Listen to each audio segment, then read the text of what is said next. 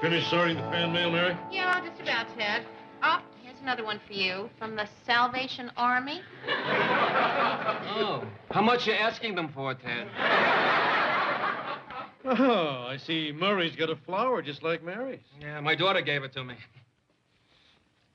See, it smells just like summer when I was a kid. It's plastic, Ted.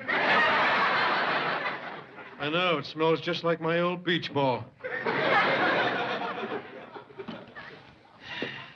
Did you know that Ted suggested that because of the gas shortage that we start a carpool? Yeah, that's not a bad idea. Well, we'd need 2 cars. You, Gordy, Lou, and I would go in one. Ted would go in the other. Oh, here's a letter for you, Mur. For me? Well, I never get any mail. How can it be for me? I don't know. Well, it can't be for me. How can it be for me? Dear Murray Slaughter. I still say it's not for me. I've never written a letter like this before. Oh, Mur, you got a fan letter. It can't be for me. Well, there's a lot of us out here who realize that Ted Baxter only reads the words, but that somebody with a rare point of view is actually writing them. It's not for me. However, we know it takes a twisted, perverted, pinko rat like you to write it. It's for me. Mr. Grant, don't forget you have that meeting with Mr. Finch at 1 o'clock. Right. Well, it's 1 o'clock now. Mary, every time I have to go up for a production meeting with the production director, I have to sit there for 10 minutes while he tries to impress me with long-distance phone calls to Milwaukee. Yeah, well, this is a pretty important meeting, though. Oh, I know it is, Mary. For you. It's your idea to have a Sunday afternoon talk show, not mine. I'm just going up there to hear him say yes or no. Well, it's a terrific idea, and if Finch has any taste at all, he's got to like it. Finch? Taste?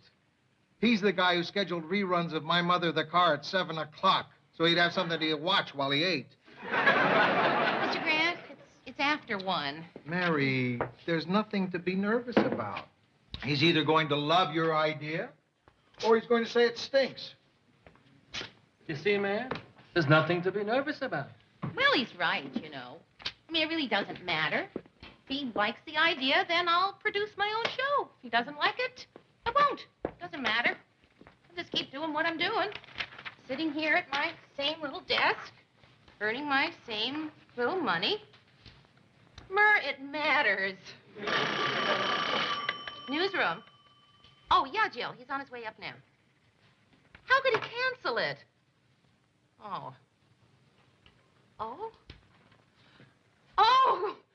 Yes, well, we'll just send Mr. Grant down when he gets there. No, I'll tell him myself. And Jill, you are a wonderful secretary. Bye. Hey, what happened?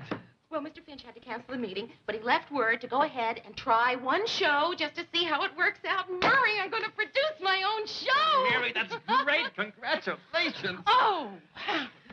Well, Murray, I just hope I do a good job. Oh, you're going to be fine. You really think so? I know so. Finch wasn't there. Why are you smiling at me? I know something you don't know. Mary, don't get cute.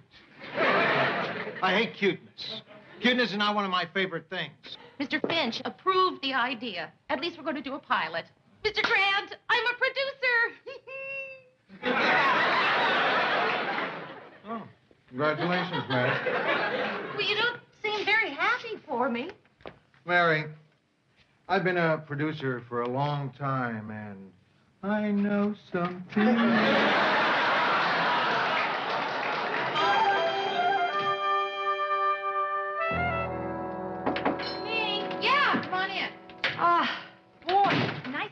In here. You know, they lowered the temperature at the store again today. It was so cold, Mayor. A guy sprained his back testing a frozen waterbed. Hey, listen, I got some great news today. What? Rhoda, the program director, wants to do my show. What show? Remember that Sunday afternoon talk show idea I came up with? Ah. Uh-huh. Well, you don't seem very excited. I know, isn't it funny? I'm usually such an emotional person. Can you imagine this? I'm not excited over this news. Rhoda, what's wrong? Nothing. So, they're using your idea for a show, huh? Hey, come on, what is it? Okay, Mayor. You've obviously forgotten. But the idea for the Sunday afternoon talk show was mine. Yours? Mine. Rhoda, I don't think so. Mary, I know so. Come on, Rhoda, I remember exactly how it came up. Remember, it was that Sunday afternoon. You and I were sitting around wondering what we were going to do. And I said something like, gee, I wish there were a way to find out what's going on in this city. And I suppose you don't remember how I then said something like, why don't you do a show about it? It could be an hour on Sunday afternoons from various locations. You could do celebrity interviews and features on what's happening around the Twin Cities, art exhibits, restaurant tips, that sort of thing. Well, Rhoda, I can't be expected to remember everything. I mean, my mind is not a tape recorder. Or maybe it is, and you accidentally erased that part of the tape. Oh,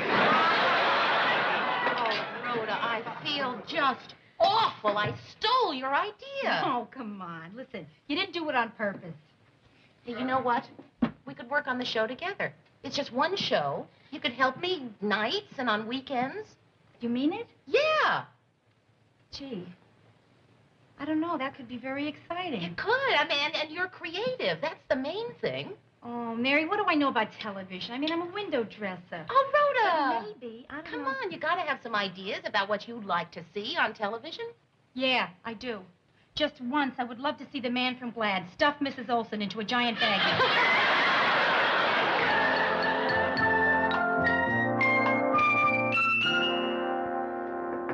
Yeah. Mr. Grant, could I talk to you for just a minute? Mm-hmm. I don't exactly know how to tell you this, but Rhoda and I were talking about the new Sunday talk show, and, well, you'll never guess what I did. I mean, we discovered the darndest thing, you know? It's just incredible. If you had a million years, you would never guess. Mary, don't make me guess. I don't want to guess. Well, it seems that the idea for the show, that I, appropriated it from Rhoda. Appropriated? Yes, it's a word. Yeah, I know it's a word. Yeah, appropriate. It means to steal. Yes, and I cannot produce a show that I Mary, stole. I use other people's ideas all the time. How many times have I taken credit for terrific ideas you've come up with?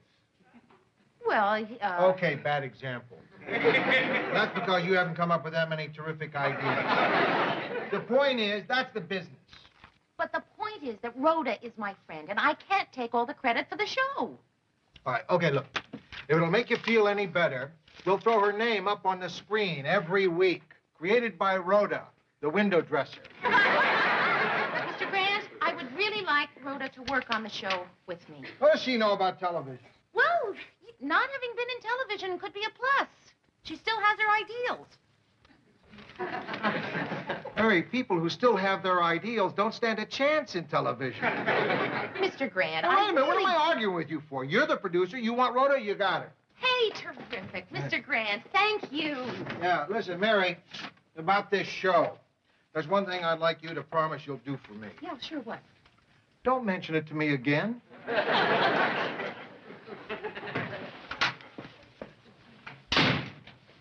Did you ask him? Yes.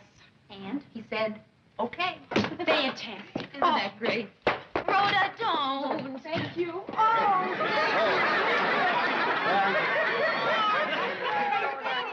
I think that's just thank you, Grant, for being really terrific. Yeah. And wait till you hear the ideas I have for this show. Yeah. Tell her. First of all, the host. Well, they gotta be really good. Rhoda, They gotta have a strong Tell her. Rhoda, look, Tell Mr. her. Grant doesn't want to hear about the show. He doesn't want to know about it. He doesn't want to hear about it. Really, really. So let's you and I go talk about the hosts. Oh, hold it. Come back here. Before I never want to hear about it again, there's one thing I forgot to tell you. Finch wants Ted and Sue Ann Nivens as the hosts. What?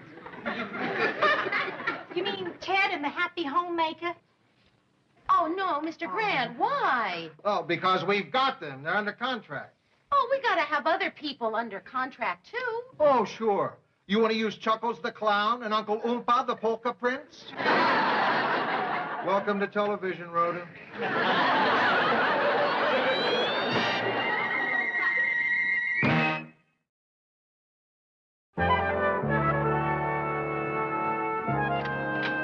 Hello, Sue-Ann. Rhoda! Oh, Hi there, Sue-Ann. what an interesting outfit. I wish I could wear old clothes as well as you do. Sue-Ann, it's going to be just wonderful working with you.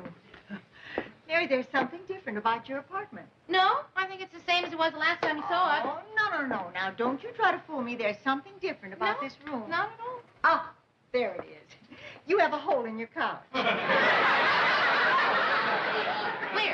Right here.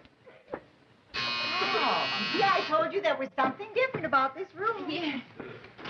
Surprise, surprise. Georgette. Hi, Mary. Hi, Ted. I brought Georgette along to take notes of the meeting. Oh, you take shorthand, huh? Yeah, I can do 115 words a minute. Right, so if we don't talk fast enough for you, just let us know. Run in. Oh, my co-star. How are you, Sue-Ann? Oh, it's going to be so wonderful working with you. I know. Well, shall we all get started? Oh. Ted, Sue-Ann, why don't you sit there? Listen, everybody, before we start, I just want to say one thing. I am brand new to this business, and I know I got a lot to learn. So for this meeting, I'm just going to, sit back, shut up, and watch the pros in action. That's very wise of you. You get that, Georgette? Very... I got it, Ted. Okay, now, Rhoda and I have drawn up some tentative formats dealing with the various departments on the show. Oh. Bad start, Mary. Why? Well, on the cover it says Talk the Town with Sue-Ann Nivens and Ted Baxter. So? I'm bigger than she is. I go first. It seems a silly waste of time to worry about whose name goes first. Oh, well then, as long as Sue-Ann doesn't mind, we'll just change the names. Over my dead body, cool. Sue-Ann, you don't mean to say your name goes before mine? Sue-Ann is to laugh. Did you get that, Georgette? Ha, ha, ha. Sue-Ann, if you think I want to take second billing... Okay, I'll tell you what. Here's what we'll do. Ted, at the beginning of the show, your name will go first. And Sue-Ann, your name can go first at the end of the show. Now, let's talk about what goes in between the beginning and the end, shall we? That's the way you handle that. Okay, now, Rhoda and I thought that since Sue-Ann is a gourmet cook, we ought to devote one segment to restaurant reviews. That's a marvelous idea. Well, I could do that, too, you know. Be good for my image. And let the public know that I'm a real person. Someone who eats food just like them. Well, Ted, Sue-Ann is an expert cook. But I know restaurants, Mary. Don't I, Georgette? Oh, yes. Just the other night, he warned me not to order the halibut at the bus station. Oh, okay.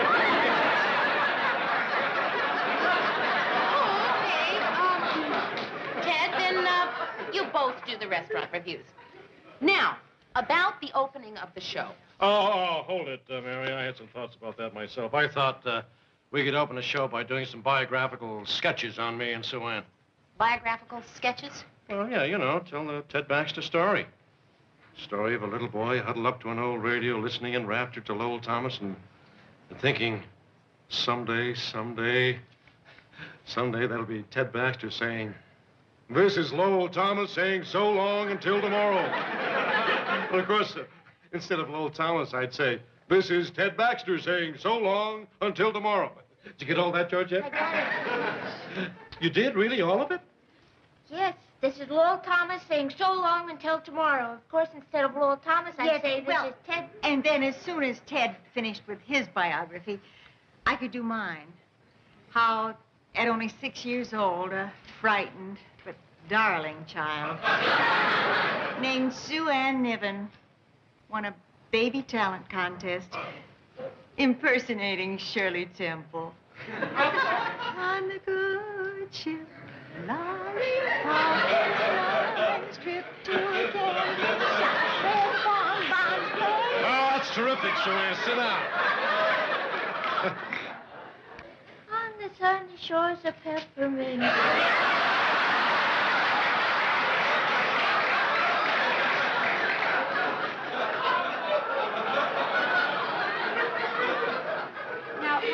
everybody. I know I promised before that I wasn't going to say anything, but I think that at this point, right here, I have something terrific to contribute.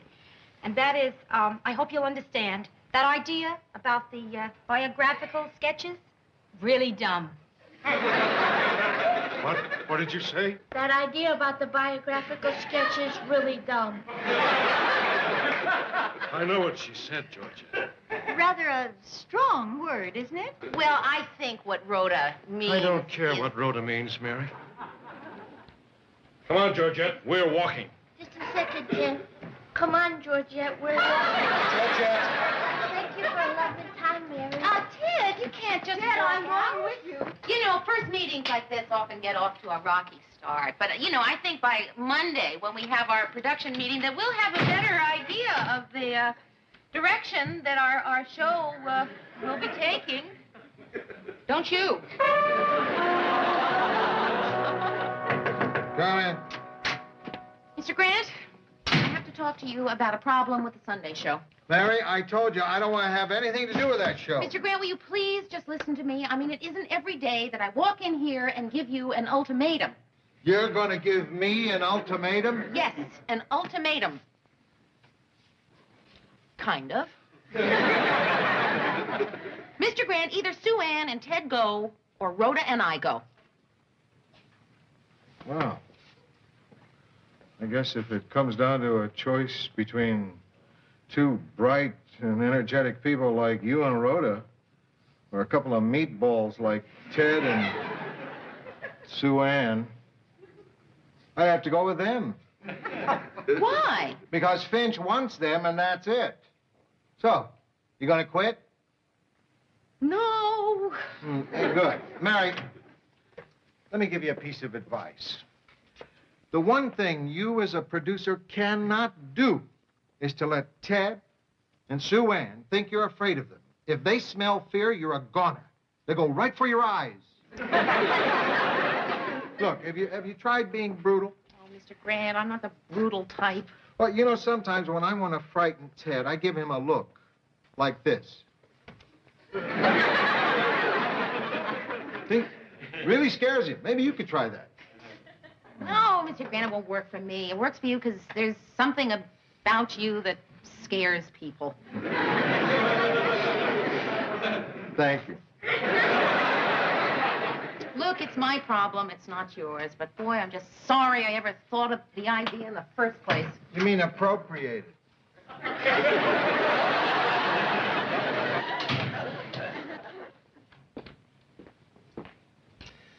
The look on your face, I'd say that Ted and Sue Ann are still in. Yeah. And you and Rhoda are out. Huh? No. We're still in. Mary, can I give you a little advice on how to handle Ted and Sue Ann? Yes, please, anything. Flatter them. Butter them up. With people like that, you've got to do that sometimes to get what you want. No, Murray, that's not me. I'd rather lose the show than butter those two up. Mary? All right. Oh, yes. Let's not beat around the bush. Let's get right to the point. Tell us, Sue Ann. Mary, we want Rhoda off the show. Off the show? I've been reading some of the notes Georgia took at the meeting, Mayor. You know the word dumb was used 5 times? No, I don't like that word, Mayor. Some people don't like the color green. I don't like the word dumb. I don't know what it is about that word that rubs me the wrong way. I just don't like it. It must be the same reason I don't like the word bald. You're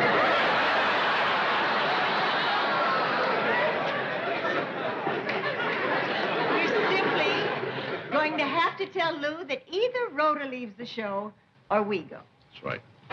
Oh, okay, wait. Look, I gotta be honest here. I mean, I'm not the kind of person who will butter people up. You know, it's just not me. But I know what open-minded and fair people you both are. Mary, I'm tough. All right, tough, yes, but good tough. The best kind of tough there is, because you're fair tough. I mean, Sue Ann, you just ask anyone here at the station, and they will all say that the beautiful thing about you is the way you have of working with people. Do they? Oh, they don't. They do, Sue Ann. I'm kind of tough, too, you know. Bet you do. But every every time I mention your name, the one thing that Rhoda always says about you is, besides, of course, how really talented you are, is how patient and tolerant you are of the people who work under you. Well, I look at it this way. You gotta be nice to the people you meet on the way up before they do it to you. Surely you two warm people can find it in your hearts to forgive and understand the inexperience of a newcomer who was just trying to do the best darn job she could for you guys. Well, all right. Yeah, We'll give no, Rhoda well, another chance. I knew it. Don't say it.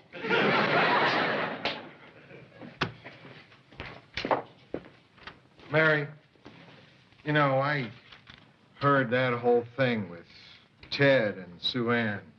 Let me tell you something. I've been a producer for many years. And believe me, I've had to do a lot of things that I never wanted to do either. But Mary, I've never sunk as low as that.